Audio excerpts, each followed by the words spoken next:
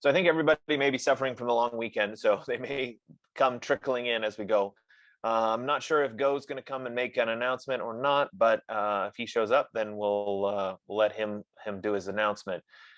Today, we're going to continue our world of graphic design and InDesign.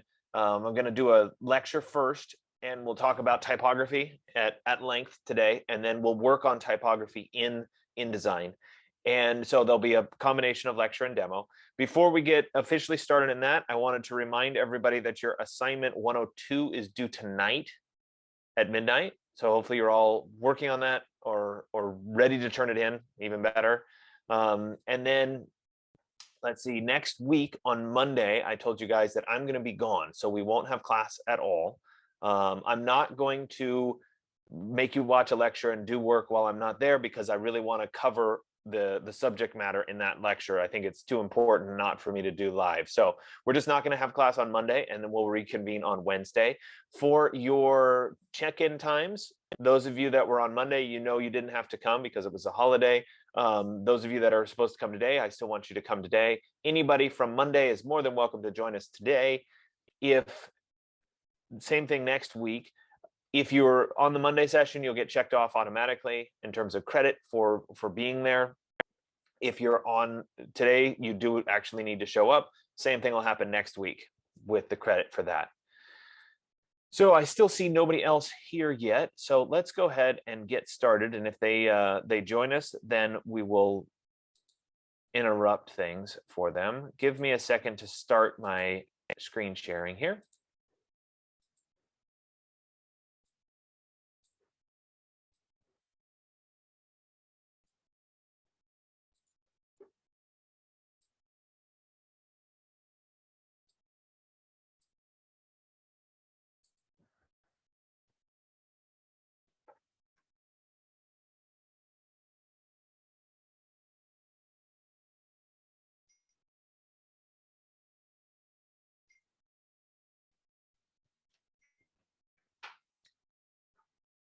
All right, so today, like I said, we're going to talk about typography, which is really, really important in the world of graphic design. And it's something that if you've taken Architecture 121, you've experienced this firsthand, where you've done a layout and put a font in there and then realized it wasn't the right font and had to go back and change it. So picking the font is just something that's really critical to the world of graphic design, and for that matter, any field of design.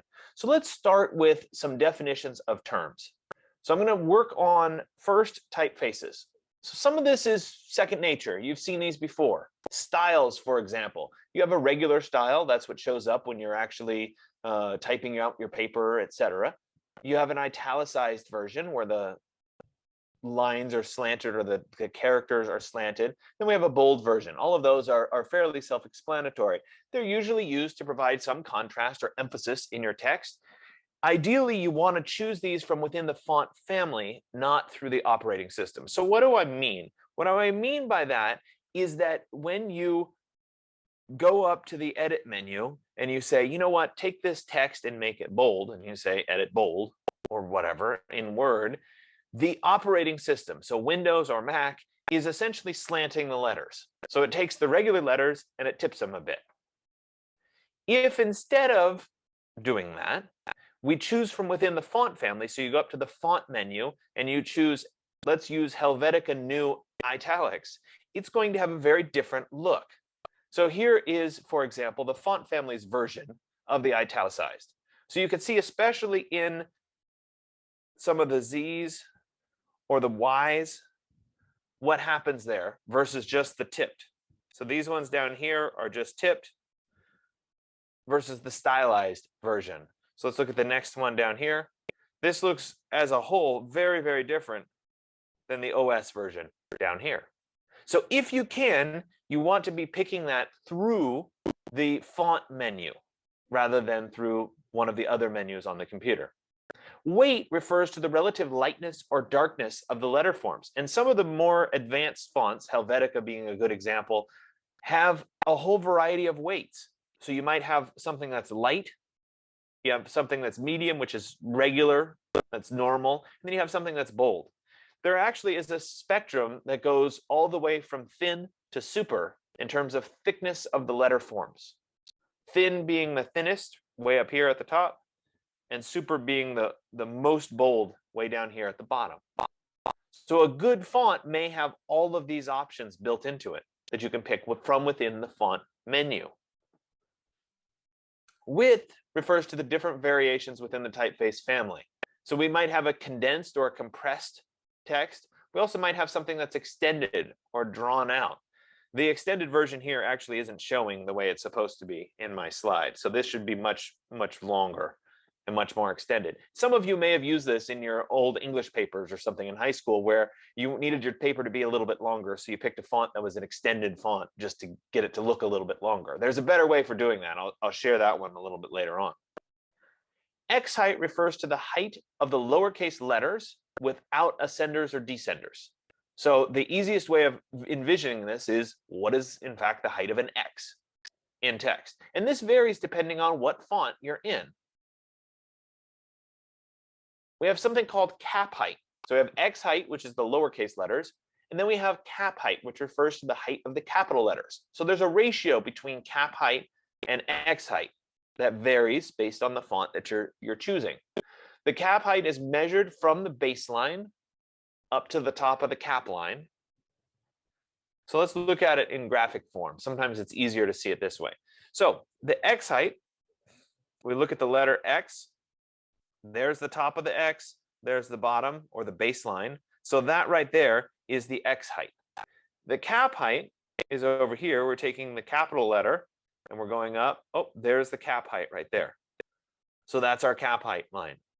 Now, when I talked about ascenders and descenders, or ascenders and descenders, you're looking at things like a P or a G, where you've got something that extends beyond the baseline. So it's things going down. Ascenders are things like an H or a top of a D, things that are going up. Sometimes those are the same as a cap height. Sometimes they're a little bit taller. In this example, it's a little bit taller.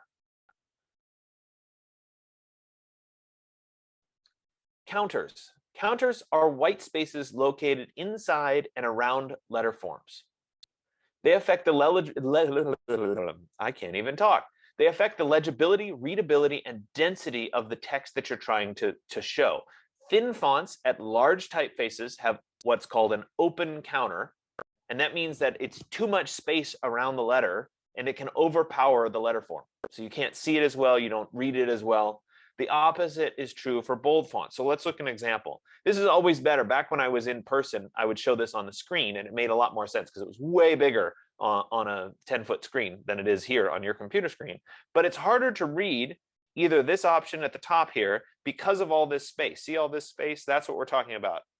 All that space is the counter. Likewise, down here in the super bold text that's small, that's harder to read because the text itself is really bold and the counters are really small around it. So it's harder to read. Small capitals are complete sets of uppercase letters that are the same height as the lowercase letters. So the capital letters would have an X height that's the same as the regular X height instead of the cap height. And this is used in text if you wanted to use abbreviations. Because if you don't use it, if we use full cap height letters, you'd end up with more emphasis on a particular word than you would otherwise. So sometimes it's for a title, sometimes you're writing about, let's say, DNA. And if you put full capital DNA, it's really obvious. But if you do the cap or the small capitals, then DNA flows with the text a little bit better. So we're trying not to have unused emphasis or unneeded emphasis on a particular word. That's where those small capital letters are valuable. Lining and non-lining figures. Figures is another word for numbers here. Lining figures are a set of numbers with the same width and height as a full capital letter. So the 1, the 2, the 3, they're all going to be full size like a capital letter, all the same height, etc. Non-lining figures share the same X height with ascenders and descenders.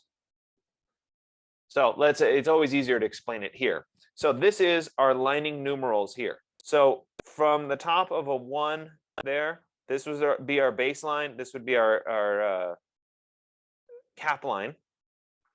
And this is going to be the full height of those.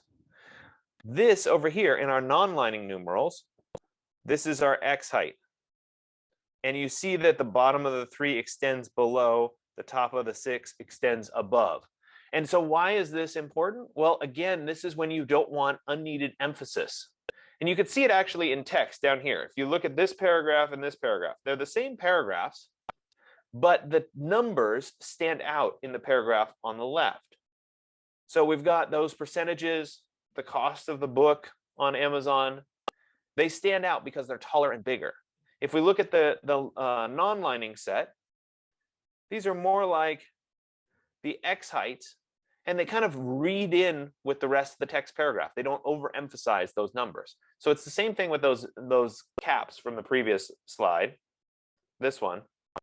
Oops. Same as the small capitals. They're not providing unneeded emphasis. Ligatures. Ligatures are specially designed characters that are produced when you combine 2 or 3 characters together. Basically, the ligatures replace letters that would otherwise collide. And you do this naturally when you write. So for example, like my son's name is Bennett. And so if I was writing his name and I said, this is Bennett, I would naturally write his 2 T's together and then cross the T's as one unit. I wouldn't write it where I ended as T and write 2 separate T's. So when you write, you naturally do this. When we do this on a computer, the fonts with these ligatures take control and would substitute out colliding letters. So in the first example up here at the top, we have FI, FFI, FFL. Those are with the ligatures off. And when we turn the ligatures on right here, you can see that they removed the dot from the I, and they use the top of the F kind of as the dot on the I. In the second example, the first F is a little bit smaller than the second F. Same thing in the third with the F and the L combining together instead of colliding. Then we have something called discretionary ligatures. This is when a font is a little bit more advanced. It may combine letters in other forms. To me, these are really goofy, but they're there and available. Sometimes they're just about overall spacing. So this third example down here, you can see little subtle changes. There, little subtle change there, little subtle change there. So they're still separate letters. They're not combining them, but they're tweaking the letters just a bit. And so a good font is taking into account these kinds of ligatures. Choosing the right font. Oops, skipped ahead here. Typeface selection is so important. So when you're trying to pick your font, think about what's the longevity of the piece? How long is this going to be around? Is it trendy? Is it something that's in vogue right now? Or is it something that you want to last for a long period of time? What's the purpose of the piece? So deciding what you want to reflect, how, if you're writing a comic book, you would use a certain font. If you're writing some kind of a financial newspaper, you'd write it in a different font. Those things matter. Is your font choice innovative? Is it outdated? Is it traditional or too conservative? Those are all questions to ask yourself.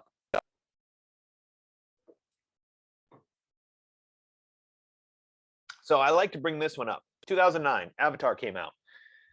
Papyrus was the big font in Avatar. It became really, really popular. And right afterward, you started to see it everywhere. People had it on signs and whatever. I was hiking in the mountains up by Tahoe, and lo and behold, guess what? Here was a sign, and it had papyrus on it. To me, this is something that is basically becoming really outdated. It was so overused in that early 2009, 10, 11 period because it was popular that it was put in way too many places, became inappropriate in a lot of places, and as a result, you ended up with overuse, and now it looks dated whenever you choose it. So please don't choose it. Right? I have to point out something else. We talked about how fonts combine together and whatever.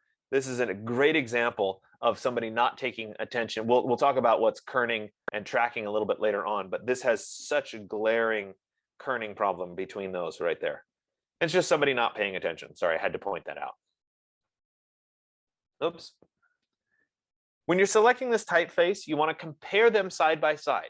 Readability, emotion evoked, legibility. Are they reflecting the needs of the client and the viewer? We talked a lot about that last class, the client and the viewer.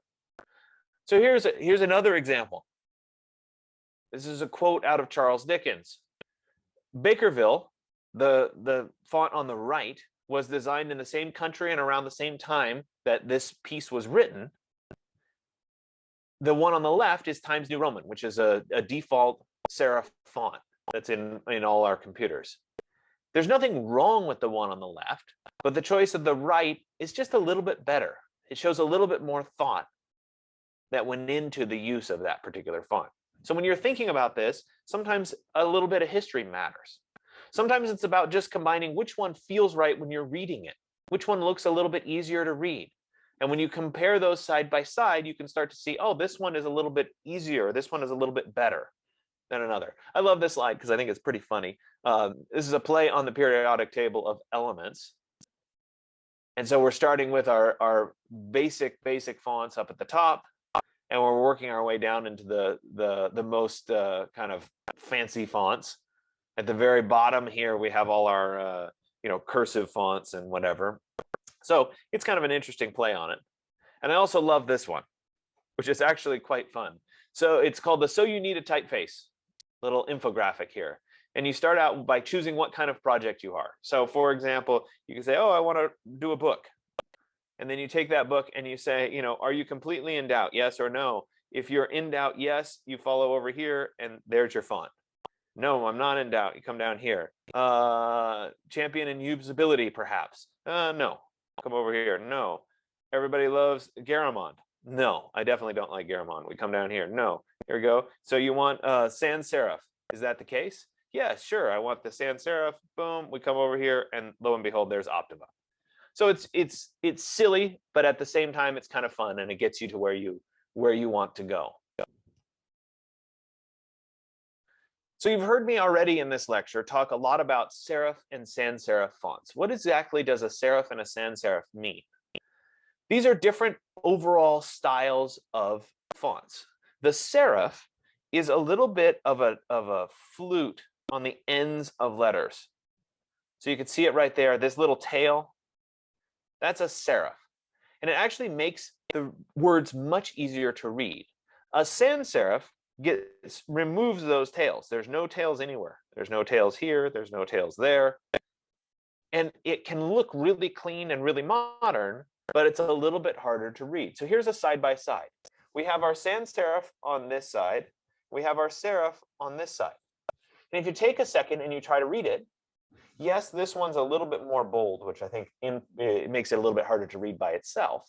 But the one on the left is a little bit harder to read than the text that's on the right. And that's because our brain sees those little serifs and we recognize the letter forms just a little bit easier.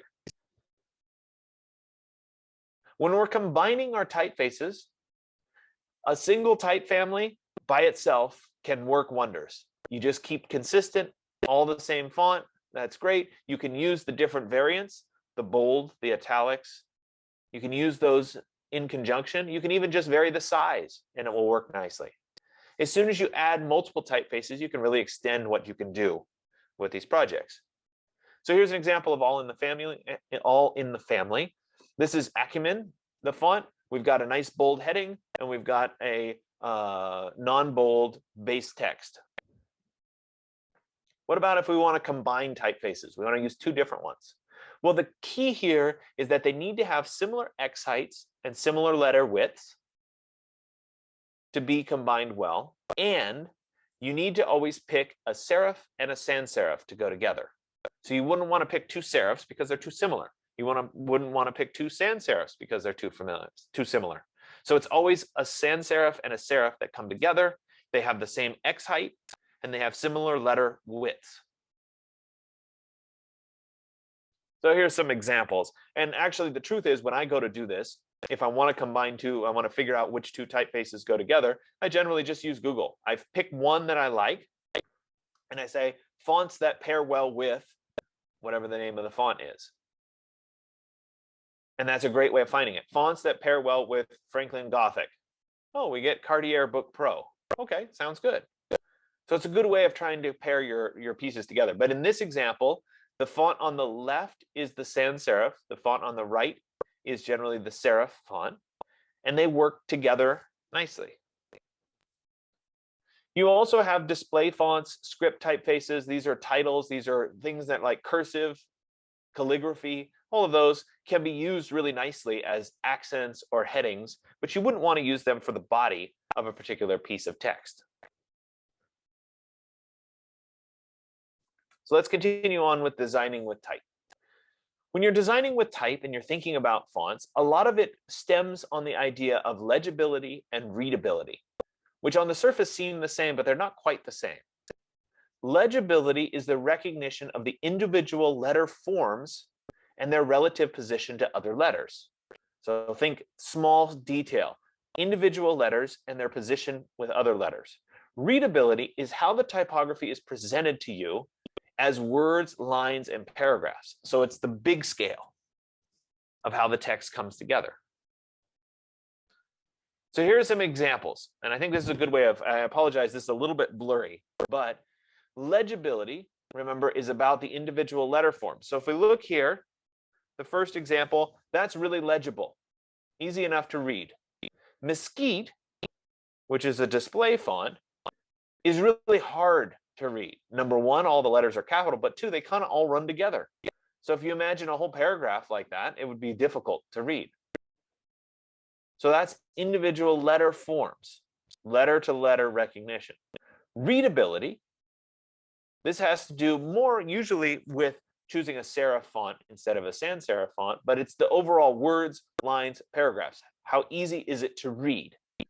So in this example, we have our nice serif font here. That one's pretty easy to read. This one over here is a sans serif. It's a little bit harder to read. It's a little bit thin. So that makes it a little bit difficult. Next example here, we have impact for the headline. That's fine. We can read a few words in that, but can you imagine a whole English paper written in it? It'd be really difficult to read. And the last one, I mentioned this earlier, is context. Is the font choice appropriate for the content? So if you were writing a financial paper, for example, and you came over here and you use Comic Sans, that seems really silly. So you want to think about context and is it appropriate for me to be using this particular font? If you were in first or second grade, Comic Sans, absolutely. So there's a place for it.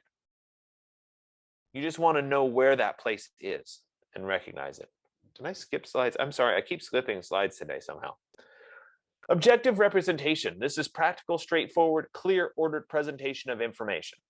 Just straight up, clear, and concise. Subjective representation. This is usually more conceptual, interpretive, focused on a theme or an idea.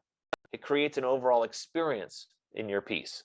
So notice in this one, some of the text is upside down. That's a little bit harder to read. The font size has changed. The rhythm's different. That's the point. We have macro and micro perspectives. The macro perspective is the overall design, the composition as a whole. Do you have a typographic hierarchy? You know, is there a heading? Is there a subheading? Is there body text? That's the big scale pictures. Micro, on the other hand, is the small stuff, little details, kerning, spacing, ragging, clean presentation. So it's the small details. When you're working with text, you want to think big picture and small picture all at the same time. And that's what makes really nice font choice. I love this image. I can't even read it. But the combination of fonts and the way they come together is just beautifully done.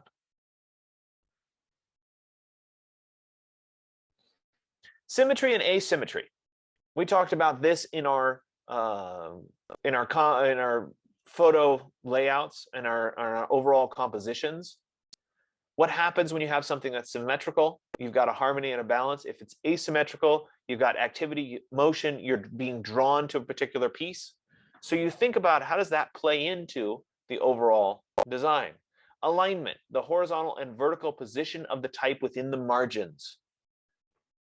It creates the visible relationship between the elements of design. Are they on the right? Are they on the left? Are they at the top? Are they at the bottom? All of that really starts to matter. So here are some alignments. And you've probably experienced these before, but I want to talk about it a little bit more in depth. So on the left, we have our centered text. So we've taken our paragraph or our poem and we've centered it. And so we have a nice line of symmetry running right down the center, and we can read this particular piece. Now, if this was a whole magazine article and it was all centered, it would be a little bit difficult to read because the starting places bounce around. You have to figure out where it is you're supposed to start each line. Next to it, we have justified. This is actually the most common for a magazine. It's justified text, which means that there's a nice column right here, and there's a really nice column right here that bound the words. Now, the problem with justified is that both of those lines are even, and that means that the spacing between words can grow. So we might have a little bit more space in this line than we would in this line, for example, because we're trying to make it fit on the left and on the right. In the old days, this used to be done by hand, where you'd have to add little metal slivers in to space those words out. Now it's really easy on a computer. We can just space them out appropriately, and we can get a strong left and a strong right margin or column. The problem is if the line length gets too short, right, the column gets too narrow, we can end up with big old gaps, right? You have 3 long words put together with big gaps in between, and it looks ugly. So you've got to make sure that that column width is appropriate for the text and the font size that you've chosen. Let's continue on. We have our left justified and we have our right justified examples. So in this scenario, we have what's called a ragged edge going along this side, which from a reading standpoint isn't a problem because we always start at the same point on this side and we just scan. Now this is going to vary a lot based on your overall length of your columns, etc. But the key here is this line starts to become a design element. When you have that ragged edge, you see what's going along that line. And if you have too many symmetrical little humps or moons, or one line's way too short, one line's way too long, this being a good example of the short one here, they start to stand out. And those are all things that you need to pay attention to as a designer. Maybe you need to hyphenate a few words. So it's just one more thing to keep track of. On the right justified, this one, it's really awkward to read because our starting position varies, but it works nicely if you have like a little text about an image or a little footnote or something, and you want to be able to justify it against an image so that this is your strong edge. You just wouldn't want to do it for a whole big long paper, for example.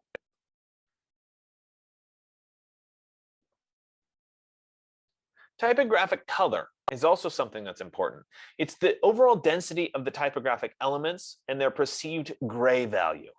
So if you look, for example, at this image that I have on the right here, and you kind of squint your eyes at it, you can pick out some of the text is darker than others. It's a darker gray than others. This one, for example, is darker on the page. If you squint your text, I would say the lighter one might be this one right here.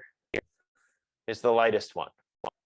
As you're looking at those, that matters. It starts to see an overall color on the page. It adds weight or takes away weight to a particular composition. So you think about that typographic color as a block of text. It's a design element that goes in your design. Next class, we'll talk a lot about your final layouts and your designs when it comes to graphic design and layout. And your typographic color starts to matter in that context. Type size.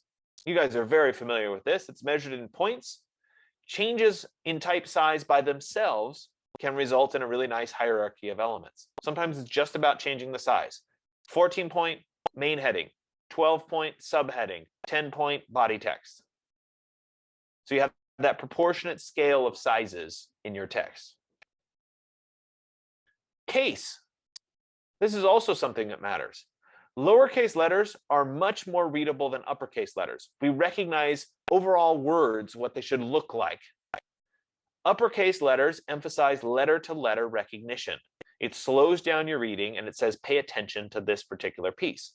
Notice, for example, that architects love to write in all uppercase letters. And that's because we want people to slow down and read what we have to say. Read that note. At the same time, we wouldn't write a whole paragraph in all uppercase letters because it's too much to try to understand and comprehend. So here's a fun one for you. Try to read this. For example, it doesn't matter in what order the letters in a word appear. The only important thing is that the first and last letters are in the right place. So this is hard to read. Now, obviously, there's all kinds of errors in it, but your brain doesn't recognize the words anymore. It has to go letter by letter to try to read this paragraph. If I switch the case into lowercase, for example, it doesn't matter in what order the letters in the word appear. The only important thing is that the first and last letter are in the right place. The rest can be a total mess, and you can still read it without a problem. Now, I read that quickly, not because I've read it before. I read it quickly because it's much easier to read. And it shows you that our brains are really good at discerning overall letter forms and what these words should be. And you don't have to concentrate as much on the letter-to-letter recognition because you know what the overall word should kind of approximately look like. So it's a great way of kind of combining those ideas together. So kerning, I mentioned this a couple times already, and this is adjusting the spacing between individual letters. And it's something that you do naturally. So if you were to type, or if you were to write out by hand, type, you would almost always tuck that Y right underneath the T. But in our digital form, oops, sorry, hit, there we go. In our digital form right here, the Y is not tucked under the T. So sometimes we manually have to go in and adjust what's called kerning to be able to tuck that back underneath the way it should be. When it's all capital letters, sometimes we have these weird collisions that happen and we need to spread them out. So real common things to check: TY, VA, YI, 11, 19. Those all tend to have issues with kerning. Now, would we go through and adjust kerning on a whole paragraph? No. But would we pay attention to kerning on a title? Absolutely. So we're going to concentrate on it where it matters. Tracking, on the other hand, so we have kerning, which is in between letters. Tracking adjusts the spacing between words, lines, and paragraphs.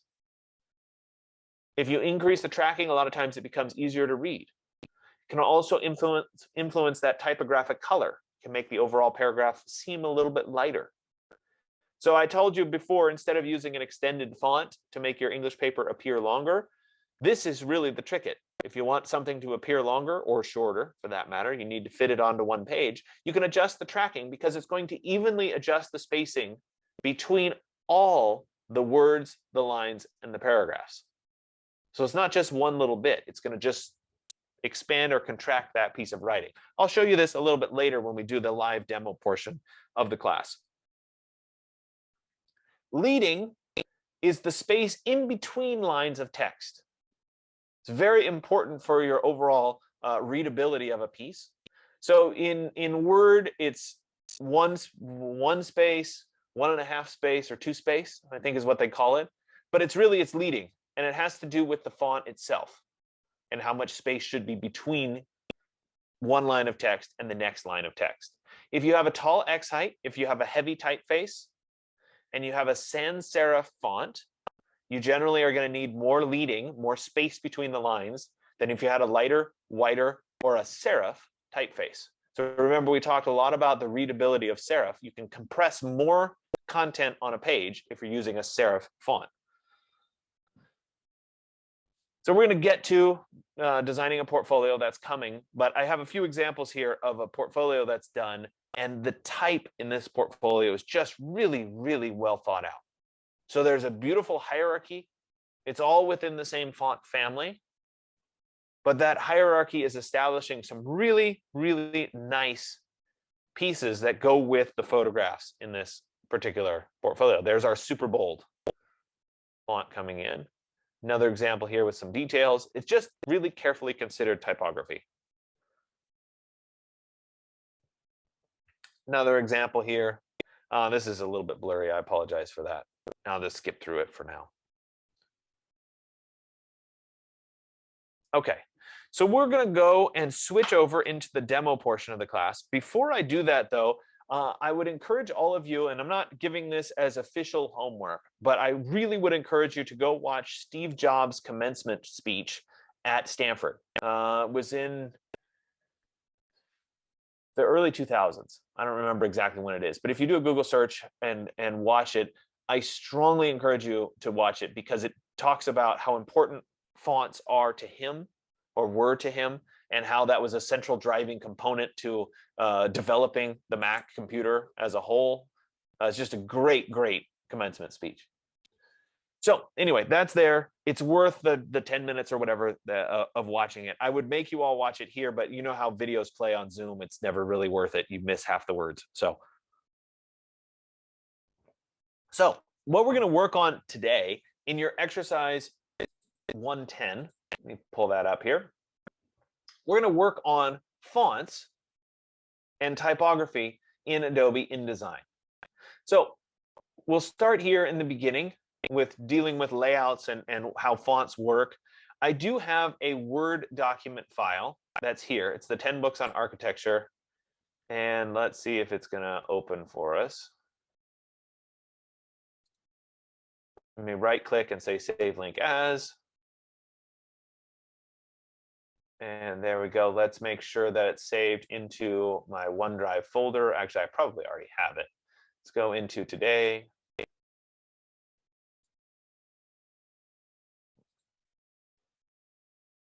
probably already there. We'll save it anyway. Now remember down here, I know I've gotten a bunch of messages from people saying, oh, my link won't download. It's a Chrome thing. When you try to download it, by default, it's saying, oh, it can't be downloaded securely. You have to click on that little up arrow and say keep. And then it will download for you. So that's a Word file. We're going to use that as some text to actually play with in our work today. So this is our default. I just went ahead and opened up InDesign. I'm going to choose a standard letter page. So it says start a new file fast. I'm going to pick the letter page here. We can close this little tutorial. And now we can start working with our type. So by default in InDesign, your workspace is set for essentials. So in the upper right corner over here, we have essentials listed. If I click on that, you see that there are other options, including one that is typography. If I click on this typography setup, it'll change the overall setup to be based on fonts and font choice, and essentially typography. And that's really beneficial. We see our paragraph and our paragraph styles, our character and our character styles all listed here. We're going to use those extensively. So let's start first with a text box. So if I come over here on the left side of the page and I click on the type tool, I can draw and create a text box.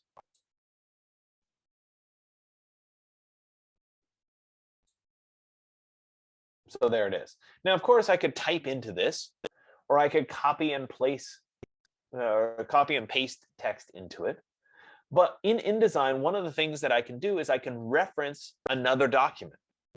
So I'm going to reference that Word file. So I'm going to click on my little black arrow here, my selection tool, and I'll select that text box. There's no text currently in it. And I'll go up to the File menu, and I'll choose Place. So File, Place, just like we did with the images last class. From there, I can go into my folder where I just downloaded that Word file. Let's go into today's folder.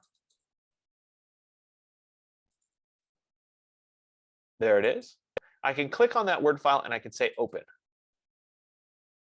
Now it brings an error. It says, oh, you're missing a font. When that font shows up and it's missing, the text is highlighted in this pink so that I know I'm missing a font. So let's go ahead and replace it with a matching font. So I click on replace font. Looks like Times Roman is the piece that's missing. So let's replace it with Times Roman. It's probably just some variant of it. Let's see here. Times New Roman. How about that? then let's see that Times New Roman regular, Times New Roman. Does it have bold? There we go, bold. And then we'll say change all. And here's that last one, Times Roman. Let's change that to regular. Now you don't have to do this because we could do it after the fact, but since I'm here, I wanted to show you that change, and there it is. And the pink goes away. So this text came right out of that Word file. Now the cool thing about that is that if I wanted to make this bigger, I can make the text box bigger, and it will keep adding text from that Word file into that box.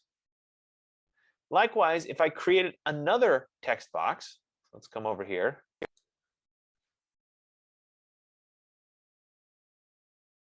Like that, I could continue, I could flow the text from this text box into that next text box. So see the first text box, there's a little plus sign at the bottom. That plus sign in the bottom right corner indicates that there's more text than will fit in this box. I could click on that plus sign, and it kind of loads my cursor with the text. And I could then drop the text into this new text box. I just click there. And so the text flows from this first column into the second column. Notice there's still a plus mark. Well, this is about 10 pages long. I'm not asking you to do all 10 pages. I just want you to play around with the first page. So what else happens here? Well, if I change this size, so let's say, you know what, I really want this to go all the way to the bottom of my page. The font moves, or the text moves. So the idea of placing text, referencing a Word file can really help, because you can adjust these at will and the text still flows through once they're put together. I could even put a third one in. So let's say I pull this one up, come over here. I could draw another box. And I could flow from this box into that box. And it doesn't matter what the box looks like, it'll still flow through. Now, in this case, it might be kind of ugly, but it's important to recognize how this is all connected together. So let's go ahead and delete that one. We'll take this one and we'll extend this one down. And now you can see those two columns of text. So let's talk about how these are really laid out. We have two different options when it comes to text. So let's look first at the title. So up here. So if I were to double click to get inside and select the title, here's chapter 1. Maybe I want to establish a particular hierarchy. So at the top here in my contextual ribbon, I have a bunch of shortcuts, first of which is I can change the font. So I could come here into my font list and I could say, you know what, I want to switch my font to be, well, that one, let's pick something else so that it's obvious here. All right, let's say I pick that one, Berlin Sans. I could also come here and I could adjust whether it's bold or not. In this case, it is bold. And I could change my overall size. It's at 16 point right now. I can make it 18 point, or I can make it 24 point. If the size isn't listed here, you can manually type in, you know, I could say I want it to be 25 point, and it will adjust. And that then becomes my text here. The next one here, I'm going to get rid of the link. We don't need the link right now. The next one is the education of the architect. Okay, well, maybe I want this to be a little bit different. I could go in here and say, you know what, we're going to change it to an italic. And my size here is going to be like 14 points. So it fits across the page. And the rest of this text, if I were to select it all, I might say, you know, I really want that to be not 16 point, I want it to be 10 point, because I'm working on this hierarchy. Now we had a slight problem because I didn't select all the text. Let's keep going and change all of that to 10 point. And in this scenario, it might be better to actually select all. So Control A to select all. And let's change all of it to 10 point. And then I'm going to come back and change this to 12. And I think this one was 25 or something like that, right? So we'll go up to 24. All right. So now you can see that I've started working with this. The challenge here, though, is what if I want to be able to repeat something? What if I want to be able to repeat this heading or this subheading? Or better yet, this bold text?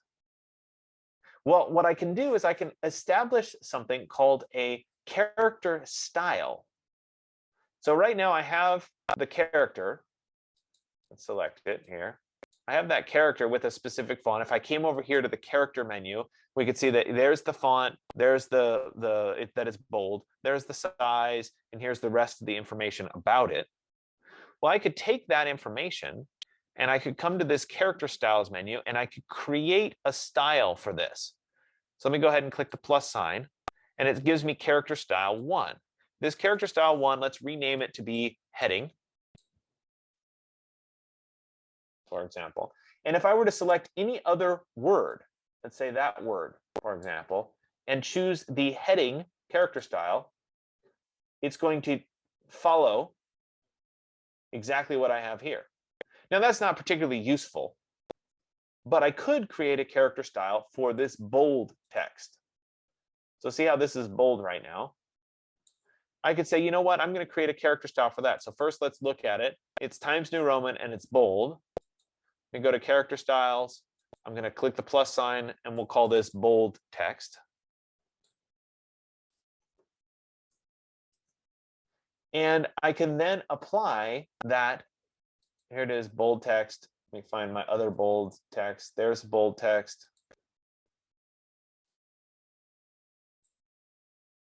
There's bold text.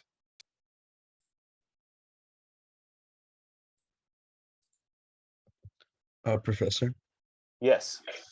I was I was trying to change the font because I had that error come up when I put the text in, and I did the Yep. whole Times New Roman thing and it didn't change. It's still like highlighted in pink. Did you click the change all button on the side? Oh, I might not have, but nothing changed at all. Like, would that have It may fixed have, it? well, it may have just changed one of the words as opposed to all of it. So make sure you click on the change all button. Alternatively, you can just say, okay, select all the text, Control A, and then change the font manually to something else. Yeah, I tried doing that too. I highlighted everything and I went over to the text options and changed it to Times New Roman, and it stayed the same. Okay. Well, we'll have to look at it specifically. I'm not sure. Okay, for sure. So all of those bold texts, I've now switched over to be in bold text. The advantage here is that if I want to change, now that they're all selected with this character style, if I double click on the bold text character style, it will open up the character style options, and I can go through and I could change, for example, I'm going to use this because it'll be obvious. I could change the text color to be pink and say, okay, and all of those will then change to be pink because I'm then editing the character style. So I no longer have to go through my whole document. And if you imagine this as a 30-page file and you want to change all the quotes to be a different font or a different style, this is a really easy way of establishing the character style and then going in, double clicking. And you can see here, I obviously jumped to character color because it's obvious, but I could go into general. I could go into basic character formats. I could change my font family to be a different font if I wanted to. I could change my font style. I could change, the size, etc. We have advanced character formats, and you can kind of, I could strike them all. I could put strike throughs through every one of them, for example. So it's a really easy way of after the fact editing what the overall text looks like. So those are character styles, and they deal with options available in the character styles themselves. One thing I failed to mention was the kerning and the tracking. So let's zoom in on the title here.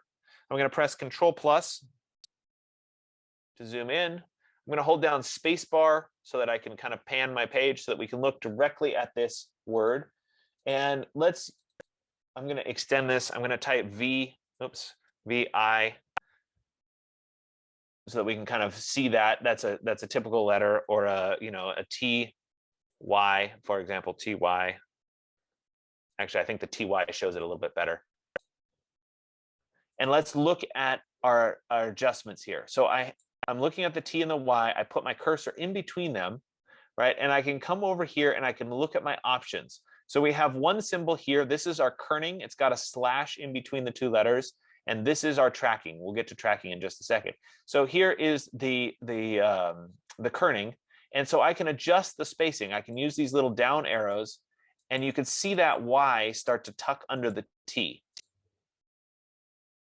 So that's down at -70. So I'd figured out what felt correct, right? If I have a whole word, right? I've tucked that underneath. So that's where we would adjust kerning.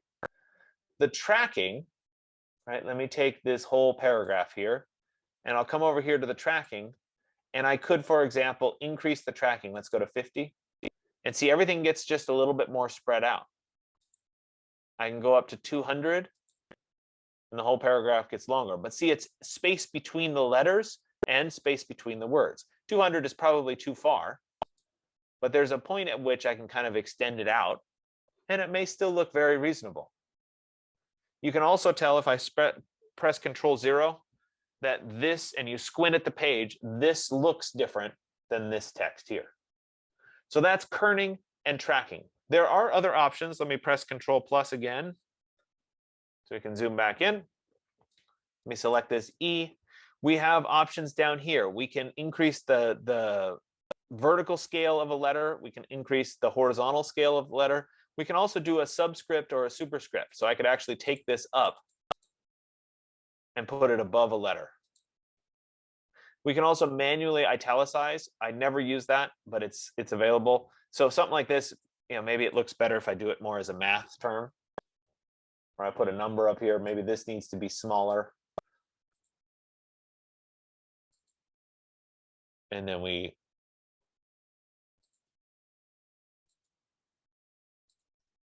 do it as a superscript. So I'm showing you these because those are where the options are hidden.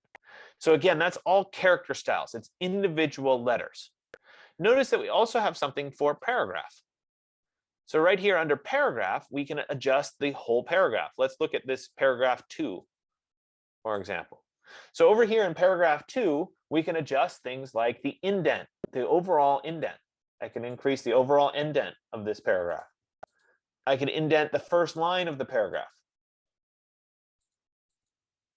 I could indent the right side, or I could indent the last line. I've never found a good use for those, but they are there. I can control the space between paragraphs. So right now I actually have, I think it's, no, I don't. It has space already built into it, but I can add space in front of or after a paragraph. So right now I have space after the paragraph. I have nothing in front of the paragraph, but I can increase this and cause space in between the two. And that's, in this case, is measured in inches. This is called a drop cap on a particular paragraph. So let me show you what a drop cap does. That's where I make the first letter larger. So let me increase the drop cap to 1, and then how many lines? Right now it's 1. Let's make it 2 lines. Oops, sorry, I have to select it.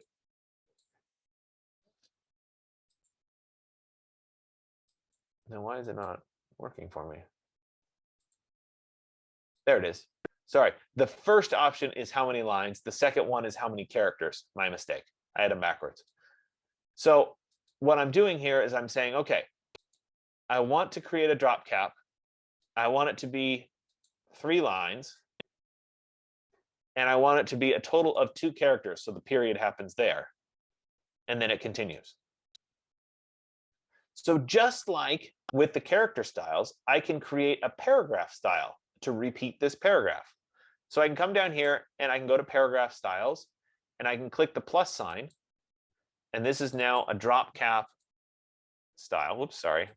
Just trying to rename it. So let's call it a drop cap. And I could click in any other paragraph, click on the drop cap paragraph style, and it's going to copy that exact style for me. Now, it's a little bit complicated because paragraph styles do have built-in character formatting too. So you can really get all of it done in a paragraph style. Character style won't let you do the paragraph formatting. So we can come down here and we can look at what our other options are, our indents and whatever. I find it much easier to manually set it up on the page. So I'm looking at this paragraph, I go into paragraph, I can say, you know what, I want it full justified, there it is. I want to turn on hyphenation, there's hyphenation, whatever it is, I set it up so that I like what it is. Then I go to paragraph styles and I create the paragraph style. It's a little bit difficult to double click on paragraph style and make the edits through this list. Just understanding where all of the edits are is a little bit harder than visually seeing it and creating it that way. So I like to point it out. They all are here. It's just a little bit harder to find them in this context. There are also much more fine-tuning information that's available in these menus. So that's how paragraph styles and character styles work. I'd like for you today to become familiar with this. You're going to create a basic composition like this with the text. The one other thing that I want to show you in this is that you can wrap text around images. So if I were to create a frame, let's drop a frame over here on the side. We did that last class. It's using this frame tool. I can drop an image in. So let me go to File and then Place. I don't know if I have anything in here now. Let's go back to last class.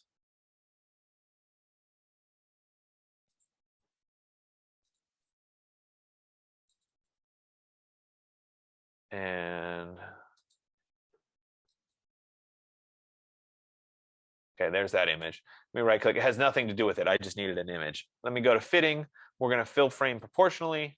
There it is. Now, if I were to put this image on my text, let's say I put it right there, for example. Obviously, it's covering up the text. I can, however, choose to wrap the text around the image. So if I select the text box and we come over here to text wrap, I can choose how the text is wrapping around my image.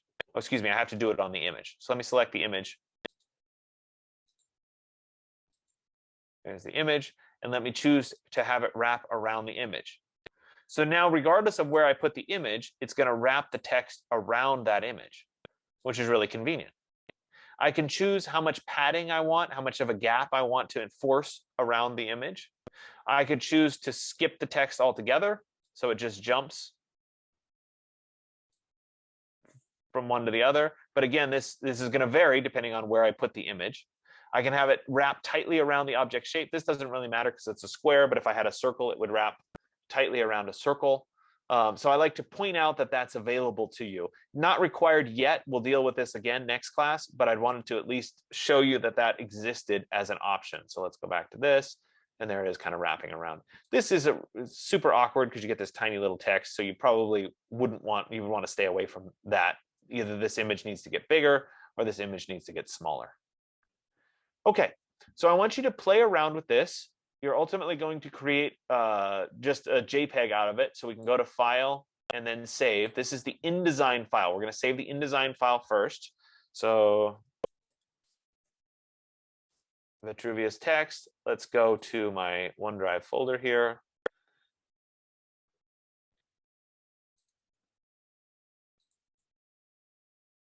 And let's see here. We'll put it in here. Click Save. That's InDesign. So that means I can go back and open this again. But I also need to save a JPEG. So I'll go to File and then Export. I'm going to change to a JPEG. I'll click Save. Remember here, we need to adjust this.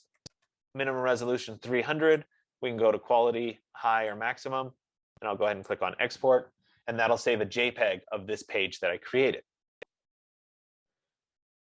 After that, we can jump back over here, right? Exploring with this.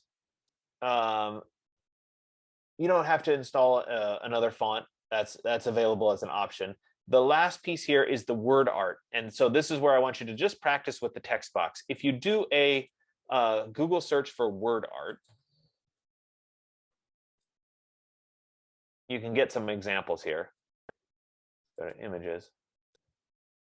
Now, some of these are far more intense because they have a shape behind them. I'm not asking for anything like that. I'm asking for something like this, where you're just working with fonts and type and kind of organizing your thoughts I'm going to ask you to do a word art about yourself, right? So you're just kind of placing and rotating and getting familiar with the text tools, the font tools, and that sort of thing. So that's the second half, and I'll let you guys work through that. Before I stop, does anybody have any questions today?